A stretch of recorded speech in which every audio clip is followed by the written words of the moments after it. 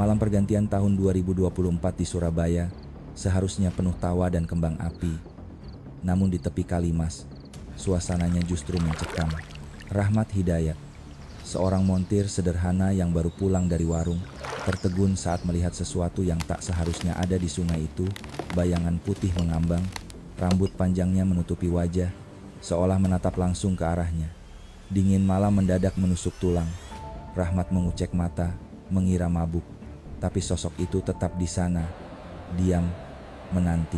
Dalam hati kecilnya ia merasa, ini bukan sekadar ilusi. Ada sesuatu atau seseorang di bawah arus Kalimas yang meminta pertolongan. Sejak malam itu, Rahmat Hidayat tidak bisa tidur. Setiap kali ia memejamkan mata, bayangan perempuan bergaun putih itu muncul di tepi Kalimas, menatapnya dengan mata sayu, bibirnya bergerak seolah memohon. Tubuh Rahmat gemetar setiap kali mengingat tatapan itu. Mungkin cuma mimpi, gumamnya. Tapi perasaan ganjil di dada membuatnya sulit bernapas. Di warung, teman-temannya justru menertawakan cerita tentang hantu sungai. "Kau kebanyakan minum, Mat," kata salah seorang sambil terkekeh. Namun ejekan itu justru menyalakan rasa penasaran dalam dirinya. Pagi berikutnya, udara Surabaya terasa lembab dan dingin setelah hujan semalam. Rahmat yang biasanya sibuk memperbaiki motor pelanggan, kali ini meninggalkan bengkelnya begitu saja. Ia menghidupkan motor tuanya dan meluncur pelan menyusuri tepian Kalimas. Jalanan masih sepi, hanya ada suara air menabrak batu dan burung-burung mencari makan. Di kepalanya berputar satu pertanyaan. Apakah benar yang kulihat malam itu? Setiap tikungan sungai, ia perhatikan dengan saksama. Rasa takut bercampur dengan dorongan yang tak bisa dijelaskan. Seperti ada kekuatan tak terlihat yang menuntunnya. Beberapa kali ia berhenti, menatap arus yang kecoklatan, berharap hanya menemukan kantong plastik atau kayu mengapung. Tapi di sebuah belokan dekat kawasan Jagir, langkahnya terhenti. Di antara eceng gondok dan sampah yang terperangkap, ada sesuatu berwarna pucat seperti potongan kain putih yang tersangkut ranting. Hatinya berdebar. Rahmat turun dari motor, berjalan perlahan mendekat ke tepi air. Ia menyingkirkan dedaunan dengan sebatang kayu, dan seketika napasnya tertahan. Itu bukan kain, itu tangan manusia. Tubuh perempuan muda mengambang, membengkak, hanya mengenakan pakaian dalam putih. Rambut hitamnya menutupi sebagian wajah yang pucat kebiruan. Rahmat mematung beberapa detik sebelum akhirnya menjerit histeris. Dengan tangan gemetar, ia segera mengeluarkan ponsel dan menghubungi polisi. "Tolong, ada mayat di sungai. Cepat ke Kalimas, dekat Jagir." Suaranya nyaris tak keluar. Dalam hitungan menit, sirene mobil patroli terdengar mendekat. Petugas dari Polrestabes Surabaya segera memasang garis polisi, sementara tim identifikasi dan forensik RS Bayangkara datang membawa kantong jenazah. Warga mulai berdatangan, sebagian menutup mulut ngeri. Rahmat masih berdiri di sana, tubuhnya lemas, tidak percaya bahwa hantu yang dilihatnya semalam ternyata benar-benar seorang manusia. Saat jenazah diangkat perlahan dari air, ia menunduk, menatap sungai yang beriak pelan. "Maaf, aku telat menemukanmu," bisiknya lirih. Dalam hati, Rahmat tahu hidupnya tak akan sama lagi, karena sejak hari itu, ia bukan hanya saksi, tapi juga bagian dari kisah kelam yang akan mengguncang seluruh Surabaya. Pagi itu, kawasan Jagir yang biasanya tenang berubah menjadi lautan manusia. Polisi menutup sebagian jalan di tepi Kalimas. Garis kuning membentang dari pohon ke pohon. Para wartawan berdatangan, menyorot kamera ke arah sungai tempat mayat perempuan muda itu ditemukan. Rahmat Hidayat duduk di bangku plastik di bawah tenda polisi. Matanya kosong menatap air yang bergulung pelan. Tangannya masih bergetar ketika petugas datang memintanya menandatangani berita acara sebagai saksi pertama. "Pak Rahmat, tolong ceritakan lagi dari awal," kata seorang penyidik dari Satreskrim Polrestabes Surabaya bernama Ibda Arif Wijaya. Rahmat menarik napas panjang. Ia menceritakan semua mulai dari malam pergantian tahun, saat ia melihat bayangan putih di sungai, hingga mimpinya tentang arwah perempuan yang seolah meminta tolong. Arif mendengarkan dengan sabar, mencatat setiap kata, meski jelas di wajahnya ia lebih fokus pada fakta daripada hal gaib. "Baik, Pak Rahmat, keterangan Bapak penting, tapi sekarang biar tim forensik bekerja dulu. ujarnya tenang. Jenazah perempuan itu dievakuasi dengan hati-hati. Tubuhnya sudah mulai membengkak, kulitnya pucat, namun di kepala tampak luka besar akibat benturan benda tumpul. Seorang dokter forensik dari RS Bayangkara, Surabaya, menunduk memeriksa luka tersebut, lalu berbisik pelan, "Ini bukan tenggelam biasa, Pak. Ini pembunuhan." Kalimat itu membuat semua orang yang berdiri di sekitar garis polisi terdiam. Siang harinya, di ruang pendingin RS Bayangkara, proses identifikasi dilakukan. Tidak ada kartu identitas atau ponsel di tubuh korban. Tim identifikasi sidik jari, Inavis, bekerja dengan sabar, merendam jari korban dalam cairan kimia agar pola garisnya bisa terlihat. Hasilnya kemudian dicocokkan dengan database kependudukan nasional. Semua petugas menunggu di depan layar komputer, napas tertahan. Beberapa menit kemudian, sistem berbunyi. "Match found," seru seorang petugas. Nama itu muncul jelas. Salsabila Putri, 21 tahun, warga Lamongan, mahasiswi semester 6 Universitas Airlangga, tinggal di kos-kosan daerah Mulyorejo. Ruangan mendadak hening. Bahkan Ibda Arif yang sudah terbiasa menangani kasus berat pun menarik napas panjang. "Mahasiswi muda, kenapa bisa berakhir begini?" gumamnya lirih. Sore itu, berita penemuan mayat langsung menyebar ke seluruh kota. Media menulis, mayat mahasiswi ditemukan di Kalimas. Dugaan pembunuhan. Di Lamongan, keluarga Salsabila yang sederhana menerima kabar tersebut lewat aparat desa. Sang ayah, Sukardi, hanya bisa terduduk lemas. Sementara ibunya, Siti Rokeyah, menjerit histeris. "Anakku, kenapa harus dia?" Mereka segera berangkat ke Surabaya malam itu juga. Ketika kain putih dibuka di kamar jenazah, Sukardi berusaha tegar, namun bahunya bergetar. "Iya, ini Salsabila, anakku," katanya dengan suara parau. Di sudut ruangan, Rahmat menunduk. Perasaannya campur aduk antara ngeri, sedih, dan rasa bersalah. Ia sadar, malam ketika ia melihat bayangan putih di Kalimas, bukan sekadar kebetulan melainkan panggilan jiwa dari seorang gadis yang menuntut keadilan. Keesokan harinya, suasana Universitas Airlangga, Unair, berubah hening. Biasanya ramai oleh tawa mahasiswa, kini banyak wajah murung setelah kabar kematian Salsabila Putri tersebar lewat media lokal. Di papan pengumuman fakultas, selembar foto Salsabila terpajang dengan pita hitam di sudutnya. Beberapa teman sekelas menunduk saat melihatnya, masih tak percaya bahwa gadis yang kemarin duduk di ruang kuliah kini telah terbujur kaku di ruang jenazah. Dua penyidik dari Ditreskrimum Polda Jawa Timur, Ibda Arif Wijaya dan rekannya Bribka Lestari, datang dengan pakaian sipil. Mereka diterima oleh pihak kampus di ruang dekanat. Setelah perkenalan singkat, Arif menjelaskan maksud kedatangannya. "Kami perlu mempelajari kehidupan sosial almarhumah di kampus. Siapa teman dekatnya, apakah ada masalah pribadi, atau seseorang yang mungkin mengancamnya." Pihak kampus tampak kaget, namun kooperatif. Sekretaris fakultas menyerahkan data kontak darurat yang terdaftar atas nama Wulan Pertiwi, teman sekamar Salsabila di kos daerah Mulyorejo. Tak lama kemudian, Wulan datang ke ruangan dengan mata bengkak. Ia masih terisak saat duduk di kursi depan penyidik. Arif menatapnya dengan lembut. "Kami tahu ini sulit, tapi kami butuh cerita kamu untuk membantu Salsabila mendapatkan keadilan," ujarnya pelan. Wulan menggenggam ujung bajunya, mencoba menenangkan diri. "Salsa, dia anak baik, Pak. Rajin, gak neko-neko. Tiap pagi bangun paling awal, kuliah, terus kerja paruh waktu di kafe. Uangnya dikirim ke orang tuanya di Lamongan." Ia berhenti sejenak, menelan air mata. Tapi sekitar 6 bulan terakhir, dia berubah. Jadi pendiam, sering menolak ajakan teman. Kadang saya dengar dia nangis malam-malam sambil telepon seseorang. "Apakah kamu tahu siapa orang itu?" tanya Arif dengan nada hati-hati. Wulan menggeleng. "Awalnya saya kira pacarnya, tapi dia selalu bilang gak punya pacar. Terakhir dia pernah bilang ada senior di kampus yang bikin hidupnya gak tenang." "Siapa namanya?" "Kevin Pratama," jawab Wulan pelan. Nama itu membuat Arif menulis cepat di buku catatan. Ia meminta Wulan menceritakan lebih detail. Wulan melanjutkan, "Kevin itu anak orang kaya, Pak. Bapaknya punya banyak usaha di Surabaya. Dulu dia pernah nembak Salsa di depan kampus, bikin acara besar, pakai spanduk, musik, bunga. Semua orang lihat, tapi Salsa nolak dengan sopan.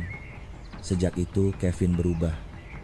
Dia suka datang ke kafe tempat Salsa kerja, cuma duduk dan menatap dia terus tanpa bicara. Arif bertukar pandang dengan Lestari. Obsesi, gumamnya pelan. Wulan mengangguk. Saya takut waktu itu, Pak. Tapi Salsa selalu bilang, dia bisa mengatasinya. Sekarang saya menyesal. Kenapa nggak saya laporkan sejak dulu? Selesai wawancara, Arif menatap langit Surabaya yang mulai mendung dari jendela fakultas. Di benaknya, sebuah pola mulai terbentuk seorang gadis muda, tekanan ekonomi, dan bayangan pria kaya yang tak bisa menerima penolakan. Semua itu seperti potongan puzzle yang perlahan menemukan tempatnya. Beberapa hari setelah pemeriksaan Wulan Pertiwi, tim penyidik di Treskrimum Polda Jawa Timur mulai memeriksa saksi-saksi lain yang disebutkan dalam keterangan awal. Nama pertama yang muncul adalah Faris, teman sekelas Salsabila Putri di Fakultas Ekonomi. Pemuda berperawakan kurus itu datang ke kantor polisi dengan wajah tegang dan keringat di pelipis. Tangannya tak henti-hentinya memainkan ujung lengan ke mejanya, menandakan gugup yang tak bisa disembunyikan. Tenang saja, Mas Faris, kata Ibda Arif Wijaya menenangkan. Kami hanya butuh keterangan yang jujur. Kamu nggak dalam masalah, tapi mungkin kamu tahu sesuatu yang penting. Faris mengangguk pelan. Saya sebenarnya dulu suka sama Salsa, Pak. Dia itu anaknya sopan banget, dan saya pernah ngajak dia ngopi setelah kelas. Dia nolak halus, katanya sibuk. 2 hari kemudian, Kevin Pratama datang nyamperin saya di parkiran kampus. Dia bilang apa? Tanya Arif. Faris menelan ludah. Dia langsung narik kerah saya, dorong ke dinding. Mukanya dingin banget. Dia bilang, jangan pernah deketin cewek itu lagi. Dia milik gue. Ruangan mendadak sunyi. Arif memandang Lestari, dan keduanya mencatat cepat. Berarti Kevin sudah menunjukkan sikap, mengancam bahkan sebelum Salsabila hilang. Kata Lestari. Faris mengangguk dengan wajah pucat. Sejak itu saya nggak pernah berani bicara sama Salsa lagi, Pak. Tapi saya sering lihat Kevin muncul dimanapun Salsa ada, kayak bayangan yang selalu ngikut. Setelah Faris pergi, Arif memanggil saksi berikutnya, seorang mahasiswi bernama Niken Sari. Penampilannya rapi, suaranya tenang tapi matanya tampak khawatir. Ia bukan teman dekat Salsabila, namun dikenal sebagai pengamat tajam di lingkungan kampus. Saya sering lihat Salsa dulu sederhana banget, Pak. Tapi akhir-akhir ini dia berubah. Tiba-tiba punya tas Gucci, iPhone terbaru. Teman-teman sampai heran. Waktu ditanya, dia cuma bilang itu dari kerja modeling online. Ujar Niken. Dan Kevin? Tanya Arif cepat. Niken menghela napas. Saya lihat mereka jalan bareng beberapa kali, tapi aneh, Pak. Salsa selalu menunduk, mukanya pucat. Kevin jalan di depan, seperti nyeret bayangan. Mereka nggak kelihatan seperti pasangan, tapi kayak orang yang sedang dikendalikan. Keterangan Niken memperkuat teori Arif. Ia menatap papan tulis besar di ruang penyidikan yang penuh dengan foto-foto dan catatan. Di tengah, ada 2 gambar, Salsabila Putri dan Kevin Pratama, dihubungkan garis merah dengan tulisan motif emosional plus kekerasan. Semua mulai mengarah pada satu kesimpulan. Hubungan mereka tidak wajar, mungkin melibatkan paksaan dan ancaman. Sore itu, Arif duduk di mejanya, menatap kopi yang mulai dingin. Di luar, langit Surabaya berwarna kelabu.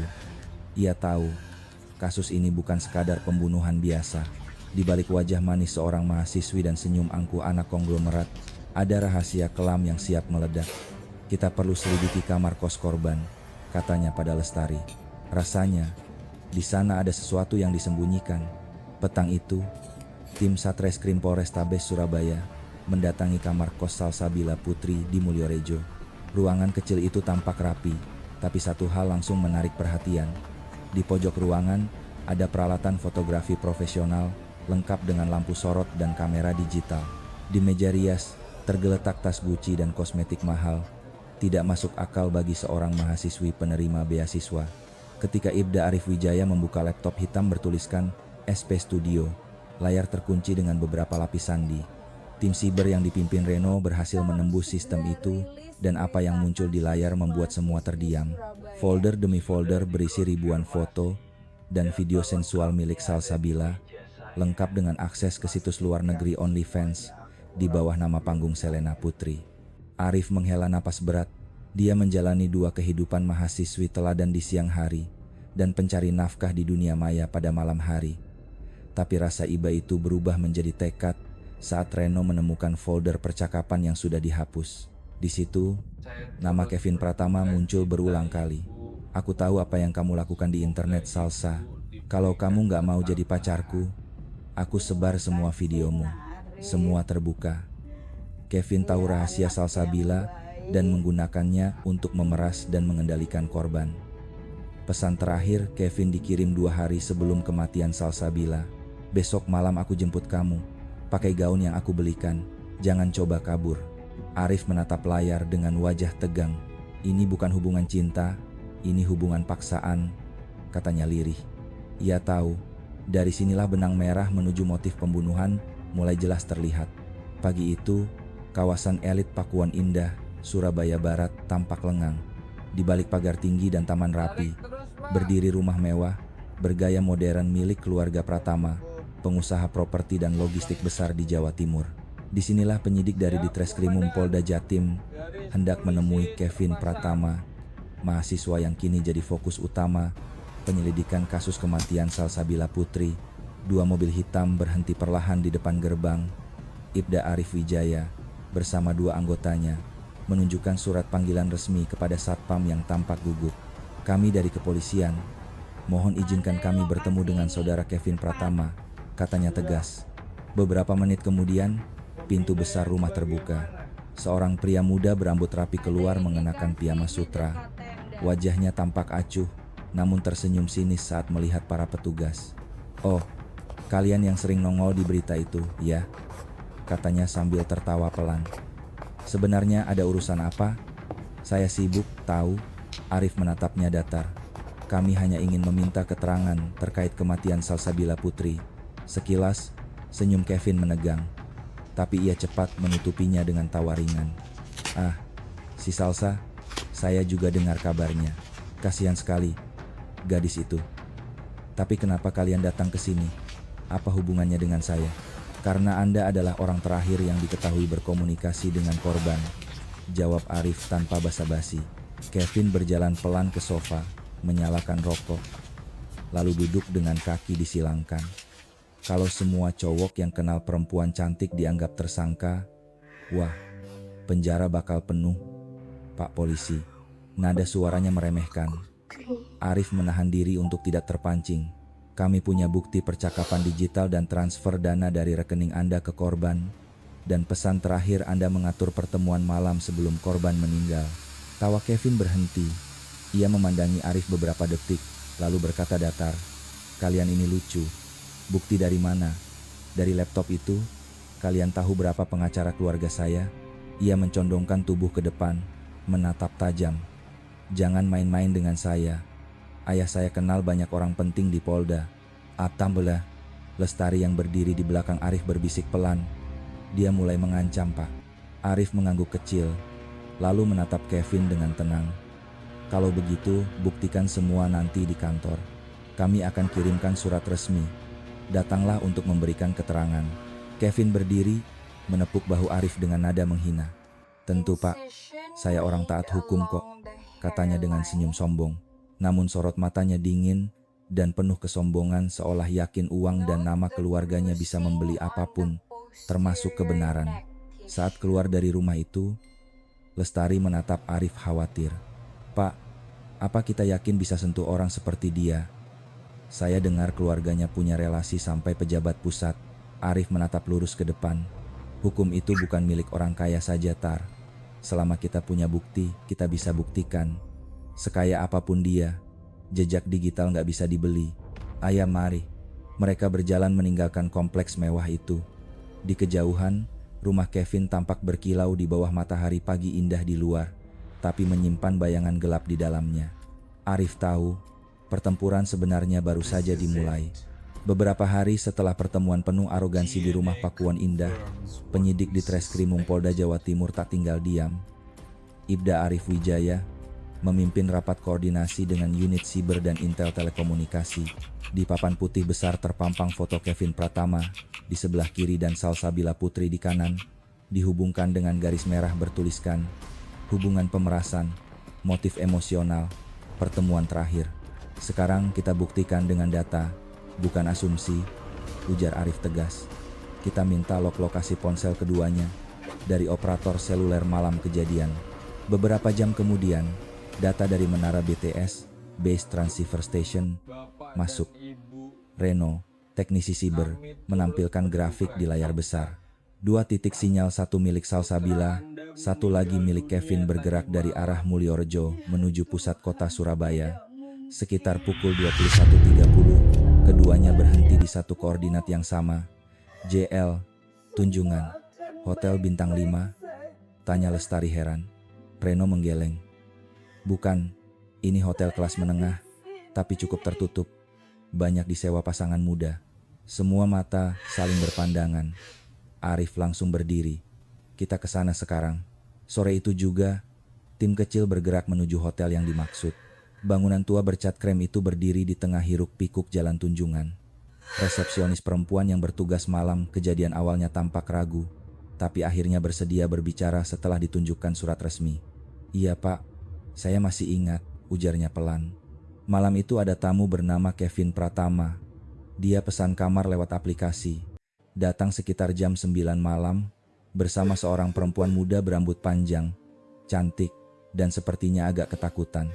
Asla, apakah Anda yakin itu korban? Tanya Arif sambil menunjukkan foto Salsabila.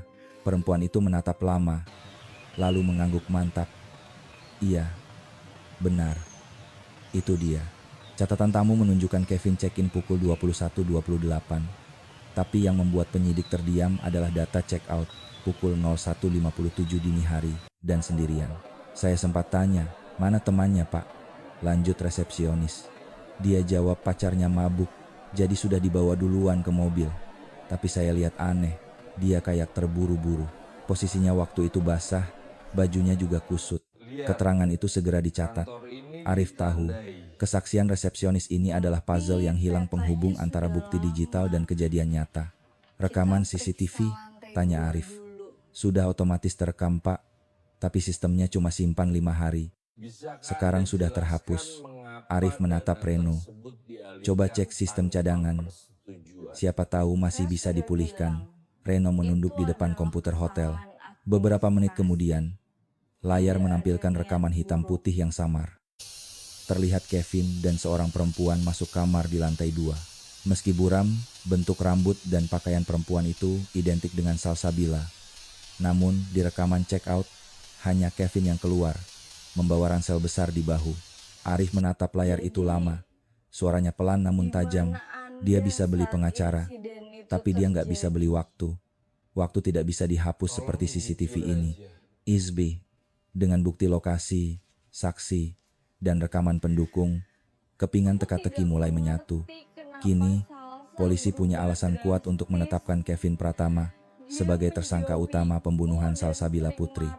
Ruang interogasi di Treskrimum Polda Jatim terasa dingin ketika Kevin Pratama duduk dengan sikap santai pura-pura tenang. Ibda Arif Wijaya membuka map berisi bukti, riwayat lokasi ponsel, percakapan digital, dan kesaksian resepsionis hotel. Saudara Kevin, ucapnya tegas, kami punya data bahwa Anda dan korban berada di kamar hotel Tunjungan selama 5 jam malam itu, dan Anda keluar sendiri pukul 2 dini hari. Wajah Kevin menegang. Itu salah sistem Pak, jawabnya cepat. Arif menatapnya tajam. Sistem tidak salah. Dan di rekaman CCTV, Anda membawa ransel berisi barang bukti yang kami temukan di Kalimas. Hening panjang.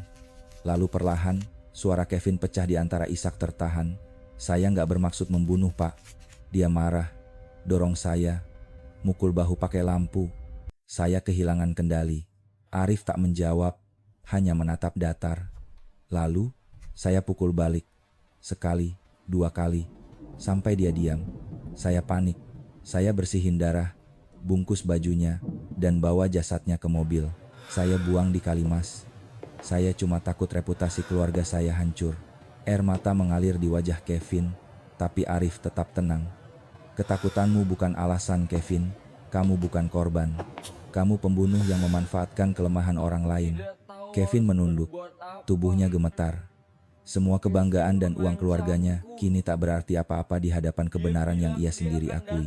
Keesokan paginya, hujan belum reda saat tim Satreskrim Polrestabes Surabaya melakukan pencarian lanjutan di tepi Kalimas, tepat di lokasi yang disebut Kevin Pratama dalam pengakuannya. Air sungai tampak keruh kecoklatan, berarus deras setelah hujan semalaman. Beberapa petugas menyisir pinggiran sungai dengan perahu karet, sementara penyelam polisi turun perlahan ke dasar air. Koordinat sesuai dengan pengakuan pelaku, Pak, ujar salah satu anggota tim penyelam kepada Ibda Arif Wijaya yang berdiri di pinggir tanggul dengan jas hujan. Tak lama kemudian, teriakan terdengar dari arah perahu. Kami menemukan sesuatu. Dari dalam air, 2 kantong plastik besar berhasil diangkat. Ketika dibuka, semua orang yang hadir menahan napas. Di dalamnya, terdapat pecahan lampu meja hotel, handuk putih penuh noda darah, dan pakaian korban yang sebelumnya dinyatakan hilang. Forensik lapangan segera memeriksa dan hasil awal menunjukkan bercak darah yang cocok dengan DNA Salsabila Putri. Arif menatap barang bukti itu lama. Tidak ada lagi keraguan, katanya pelan. Pengakuannya bukan rekayasa. Semua bukti dikumpulkan dan dikirim ke laboratorium RS Bayangkara Surabaya untuk pemeriksaan lanjutan. Sementara itu, berita tentang perkembangan kasus ini mulai memenuhi media nasional. Judul-judul mencolok muncul di berbagai portal berita. Mahasiswi Surabaya dibunuh kekasih kaya raya. Skandal OnlyFans dan pembunuhan di Kalimas. Publik pun terbelah. Di media sosial, sebagian pengguna menghujat korban, menuduh Salsabila memalukan keluarga karena pekerjaannya di dunia maya. Namun banyak pula yang bangkit membela, menekankan bahwa tidak ada alasan moral yang bisa membenarkan pembunuhan. Salah satu komentar viral datang dari akun anonim. Dia memang salah, tapi bukan berarti pantas dibunuh. Uang dan kuasa tidak boleh menghapus kemanusiaan. Di tengah hiruk pikuk itu, orang tua Salsabila, Pak Sukardi dan Bu Siti Rokayah, tinggal sementara di rumah kerabat di Surabaya. Mereka menolak semua tawaran wawancara media. Kami cuma ingin anak kami tenang, kata Bu Siti lirih kepada Arif saat ditemui. Kalau benar dia salah jalan, biarlah Tuhan yang menilai. Tapi orang yang ngerampas nyawanya harus dihukum setimpal. Arif hanya bisa menunduk. Baginya, keadilan bukan sekadar menghukum pelaku, tapi juga mengembalikan harga diri korban yang telah dihancurkan oleh stigma masyarakat. Ia tahu, kasus ini akan jadi ujian besar bagi integritas kepolisian di mata publik. Apakah hukum bisa menembus tembok uang dan kekuasaan? Sore itu, ketika hujan mulai reda, Arif berdiri di jembatan kecil menghadap ke aliran Kalimas. Ia memandangi air yang terus bergerak tanpa henti, membawa lumpur dan kenangan gelap dari malam tragis itu. Dalam hati ia berjanji, keadilan tidak boleh tenggelam di sungai ini. Beberapa minggu kemudian, berkas perkara Kevin Pratama dinyatakan lengkap oleh Kejaksaan Tinggi Jawa Timur. Publik menunggu dengan antusias, sebagian karena haus keadilan, sebagian lagi karena sensasi. Kasus ini telah menjadi topik nasional, dan semua mata tertuju pada Pengadilan Negeri Surabaya, tempat sidang perdana akan digelar. Di ruang sidang, suasana tegang. Puluhan wartawan duduk di barisan belakang, kamera siap menyorot setiap gerak terdakwa. Kevin Pratama memasuki ruang sidang dengan rompi tahanan oranye, wajahnya pucat, rambut acak-acakan. Tak ada lagi senyum angkuh seperti dulu. Di sampingnya, 2 pengacara ternama duduk siap membela. Yang mulia, kata salah satu pengacara dengan suara lantang, klien kami memang berada di hotel bersama korban, tetapi tidak pernah bermaksud membunuh. Kematian Salsabila adalah akibat kecelakaan. Korban menyerang lebih dulu, dan klien kami panik. Beberapa orang di ruang sidang berbisik pelan, sebagian menatap sinis. Jaksa penuntut umum, JPU, Dian Kartika, berdiri perlahan, membawa setumpuk berkas. Izin, Yang Mulia, kami akan menunjukkan bukti bahwa perbuatan terdakwa bukan reaksi spontan, melainkan pembunuhan berencana. Ia menyalakan layar proyektor. Muncul tangkapan layar percakapan antara Kevin dan korban. Ancaman, pemerasan, hingga pesan terakhir yang berbunyi, besok malam aku jemput kamu, pakai gaun yang aku belikan. Suara kecil terdengar di antara penonton, beberapa menarik napas keras. Jaksa kemudian menampilkan data dari BTS operator yang menunjukkan keberadaan ponsel Kevin dan Salsabila di lokasi hotel selama 5 jam. Diikuti rekaman CCTV saat Kevin keluar sendiri pukul 2 dini hari dengan ransel besar di bahunya. Dan yang paling penting, lanjut jaksa, barang bukti yang ditemukan di Kalimas handuk, pakaian berdarah, serta pecahan lampu meja hotel, semuanya memiliki DNA korban dan sidik jari terdakwa. Ruangan sunyi. Bahkan pengacara Kevin terdiam beberapa detik sebelum mencoba mengubah arah pembelaan. Yang mulia, klien kami menyesal dan kooperatif. Ia bahkan mengakui perbuatannya tanpa perlawanan. Hakim Ketua, Ibu Ratna Wibisono, menatap tajam ke arah terdakwa. Penyesalan bukan alasan untuk meringankan pembunuhan yang kejam. Anda punya waktu berjam-jam setelah kejadian untuk mencari pertolongan, tapi yang Anda lakukan justru berusaha menghapus bukti dan membuang jenazah korban ke sungai. Hazen, Kevin menunduk, air matanya jatuh. Di kursi pengunjung, Sukardi dan Siti Rokeah duduk berpegangan tangan. Wajah mereka lelah, tapi mata mereka teguh menatap ke depan. Mereka tidak mencari balas dendam, hanya keadilan. Ketika sidang ditutup hari itu, suara palu hakim menggema di seluruh ruangan. Di luar gedung, masyarakat berkerumun, sebagian meneriakan, "Hukum mati Kevin." Sementara sebagian lain berbisik tentang moralitas dan dosa korban. Dunia tampak terbelah, namun di mata Arif Wijaya, yang duduk di pojok ruangan, kebenaran tetap satu. Tidak ada cinta yang sejati jika dimulai dari ancaman dan diakhiri dengan darah. Sidang terakhir kasus pembunuhan Salsabila Putri digelar pada pagi yang mendung di Pengadilan Negeri Surabaya. Ruang sidang penuh sesak. Deretan bangku pengunjung dipenuhi mahasiswa, jurnalis, dan aktivis perempuan yang menuntut keadilan. Di kursi pesakitan, Kevin Pratama duduk dengan kepala tertunduk, wajahnya pucat, pipinya tirus, jauh berbeda dari sosok arogan yang dulu menertawakan polisi. Ketika sidang dimulai, jaksa penuntut umum Dian Kartika berdiri dan membacakan tuntutannya dengan suara tegas, namun bergetar emosi. Berdasarkan bukti yang tidak terbantahkan, saksi-saksi yang konsisten, dan pengakuan terdakwa sendiri, maka kami menyatakan bahwa Kevin Pratama terbukti secara sah dan meyakinkan melakukan tindak pidana pembunuhan berencana sebagaimana diatur dalam pasal 340 KUHP. Oleh karena itu, kami menuntut agar terdakwa dijatuhi hukuman mati. Suara jaksa bergema di ruangan, disambut dengan isak tertahan dari barisan belakang. Siti Rokeah, ibu korban, menutup wajah dengan kerudung sambil terisak, sementara suaminya, Sukardi, menggenggam tangan istrinya erat-erat. "Nak, keadilan hampir datang," bisiknya lirih. Ketika tiba giliran pembelaan, pengacara Kevin berusaha menekankan penyesalan kliennya. "Yang mulia, klien kami telah mengaku, menunjukkan kerjasama, dan menyesali perbuatannya. Ia juga masih muda. Kami mohon hukuman seumur hidup, bukan hukuman mati." Namun suasana ruangan seolah menolak permohonan itu. Semua tahu, penyesalan Kevin datang terlambat setelah nyawa seorang gadis yang tak bersalah melayang. Hakim Ketua Ratna Wibisono kemudian berbicara. Suaranya tenang namun tegas. "Perbuatan terdakwa tidak hanya menghilangkan nyawa seseorang secara kejam, tetapi juga menodai nilai moral, mempermalukan korban bahkan setelah kematiannya. Masyarakat perlu melihat bahwa hukum berdiri untuk semua, tanpa memandang kekayaan atau status." Hakim mengambil palu, menatap seluruh ruangan. Dengan mempertimbangkan semua fakta hukum, keadaan memberatkan, dan dampak sosial yang ditimbulkan, majelis hakim menjatuhkan vonis hukuman mati kepada terdakwa Kevin Pratama. Anak Taur, 3 kali palu diketuk keras. Ruangan seketika gemuruh, beberapa bertepuk tangan, sebagian menangis. Kevin terjatuh dari kursinya, tubuhnya gemetar hebat. Ia menatap ke arah orang tua Salsabila dengan mata penuh ketakutan, tapi mereka hanya diam, menunduk dengan wajah basah air mata. Di luar gedung, ribuan warga yang menunggu meneriakkan, "Hidup keadilan, hidup perempuan Indonesia." Kamera televisi menyorot wajah Arif Wijaya yang keluar dari gedung dengan ekspresi tenang. Seorang wartawan menodongkan mikrofon. "Pak, apakah Anda puas dengan hasil ini?" Arif berhenti sejenak, lalu menjawab pelan, "Keadilan bukan tentang puas atau tidak. Ini tentang memastikan bahwa kebenaran tidak bisa dibeli dan hukum tidak bisa ditawar." Langit Surabaya masih kelabu, tapi di mata semua yang hadir, hari itu cahaya kecil keadilan telah menembus awan.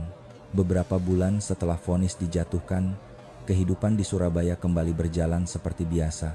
Namun bagi keluarga Salsabila Putri, waktu seolah berhenti di hari ketika jenazah anak mereka ditemukan di tepi Kalimas. Di rumah sederhana, milik Sukardi dan Siti Rokayah di Lamongan, foto Salsabila tergantung di ruang tamu. Setiap kali mata mereka memandangnya, rasa rindu bercampur sesal menyeruak, bukan karena putri mereka bekerja di jalan yang salah, tapi karena dunia terlalu kejam menghukumnya tanpa ampun. Sukardi kini jarang bicara.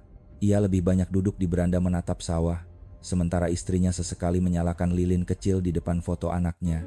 Dia cuma ingin bantu kami, bisiknya setiap malam, tapi dunia tidak memberinya kesempatan kedua. Di Surabaya, Ibda Arif Wijaya berdiri di jembatan yang melintasi Kalimas, tempat segalanya bermula. Sungai itu tampak tenang sore itu, seolah menyimpan rahasia banyak jiwa yang terbawa arus. Ia menatap air dengan pikiran jauh. Dalam hati, Arif tahu kasus ini telah meninggalkan bekas mendalam, bukan hanya di berkas kepolisian, tapi juga di nuraninya sebagai manusia.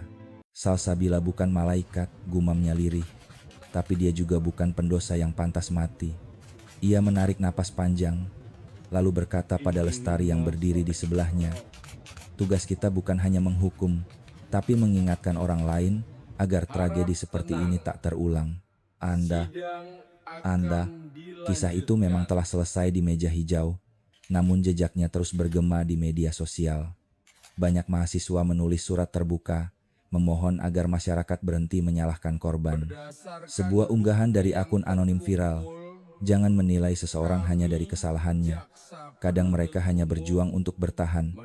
Yang salah adalah mereka yang memanfaatkan kelemahan itu untuk berkuasa." Nokeri. Beberapa komunitas kampus kemudian mengadakan diskusi bertema etika digital dan kekerasan berbasis gender.